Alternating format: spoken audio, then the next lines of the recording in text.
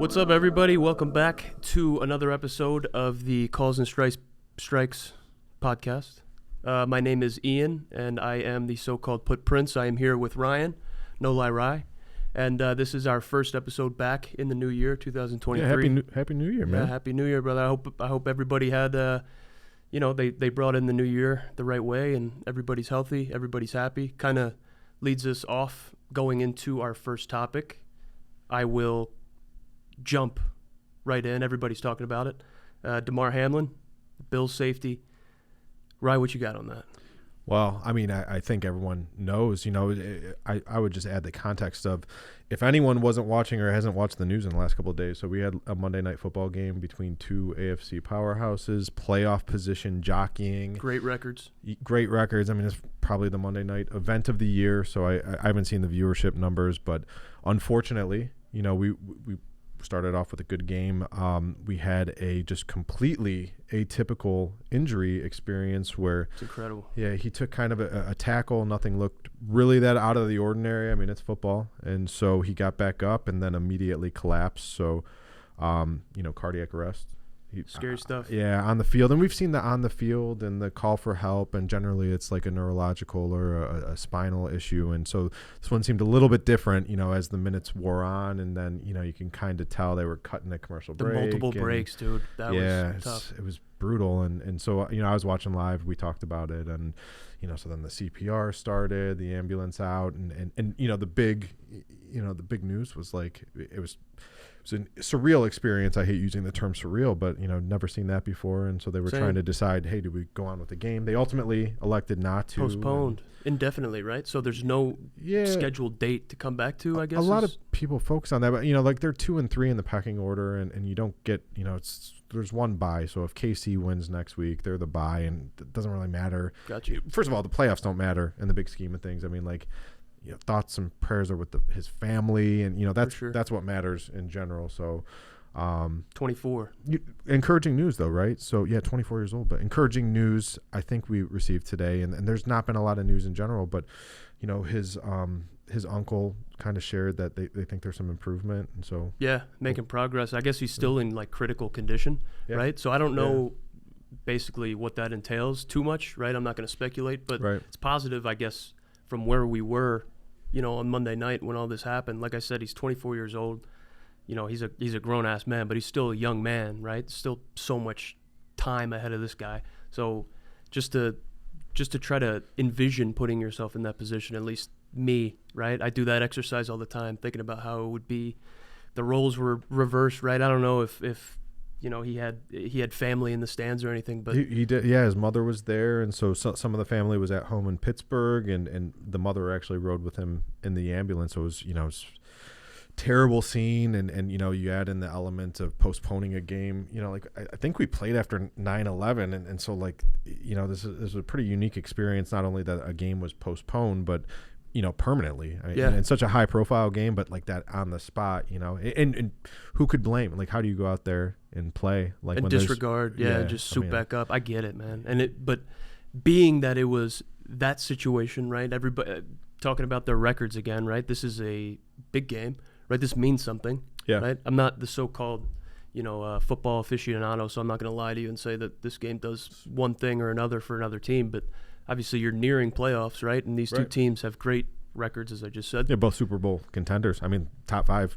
Yeah. Put them out there. So what would a win do for either one of these teams, right? So for, the players and the coaches and the fan bases to kind of rally together and just kind of, mesh for a bigger purpose, right? Right. Well, pretty solid. The win means nothing, and so,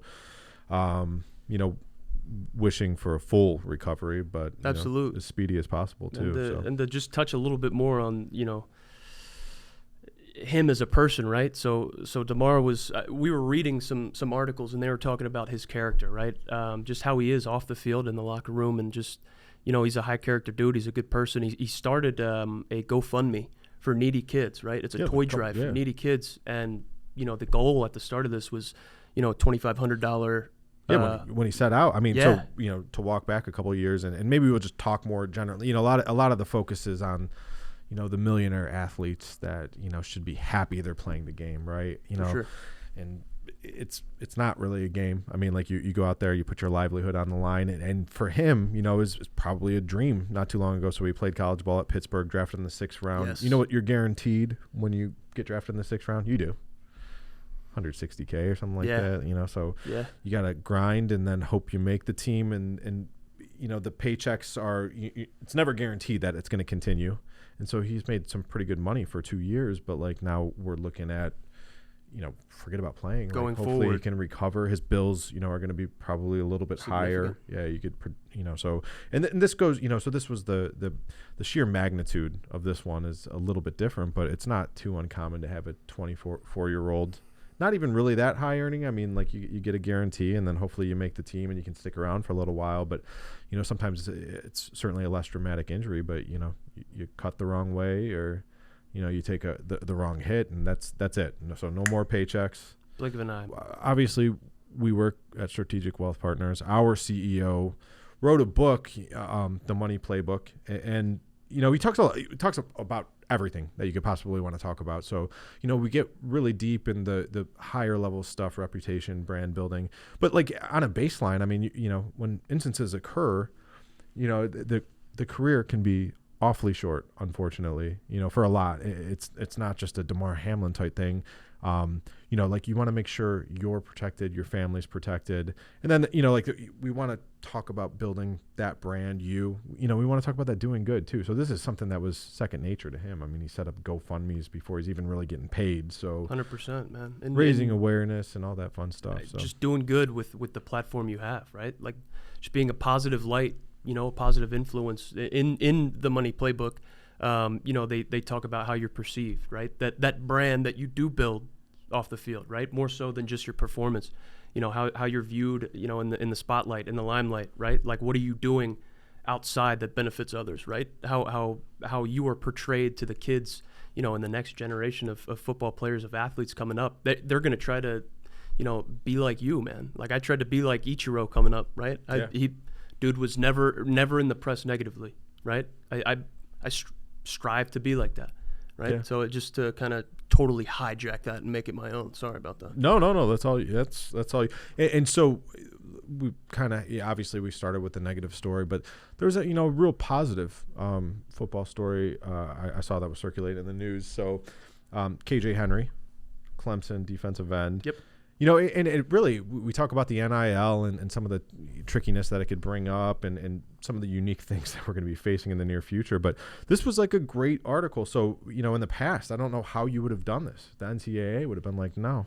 So essentially, and jump in if I have this wrong, but, you know, his father, Keith, he needed a new kidney. And so that he needed some money to put that plan in action. And, you know, being a college football player didn't offer you the ability to earn anything whatsoever. So you couldn't get endorsement deals, you couldn't get pay, and so 10 years ago, I don't know how this plays out. For sure, with all the guidelines and the rules, and so thankfully, the NIL allowed him the opportunity, and with the help of teammates to kind of scrap the money together. And Will Shipley to name 10 others.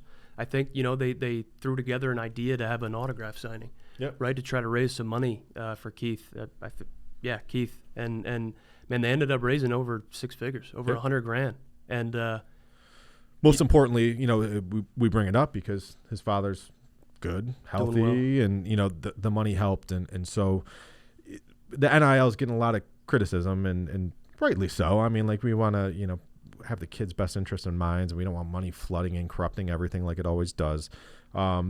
But this was a great story. So incredible story, especially like now thinking about the economic climate, right? Those are 2 great words to throw in with each other. Economic climate sounds smart, but with everything that's going on, right? The cost of having a credit card, right? Paying down that debt, the cost of living, the cost of everything, the cost of capital. Like, man, there's so much. It's his dad, right? He's gonna find a way, but just with the economic environment, just to be able to do that, man, is pretty powerful, right? Especially at that age, at that level, you're just setting the table for the next, class, the next generation. Like, people are going to see that, and people are going to try to live up to that. That's solid, man. That is a badass story. think that just about wraps it up, right? You got anything else you want to hit on, man? No. I look forward to next week, and again, reiterate our prayers for the Hamlin family too. So hopefully he continues to improve, and that's what the whole sporting world kind of has our eyes on. So 100%. I appreciate you guys tuning in, man. Hope everybody has a good start to 2023, and we'll see you next week.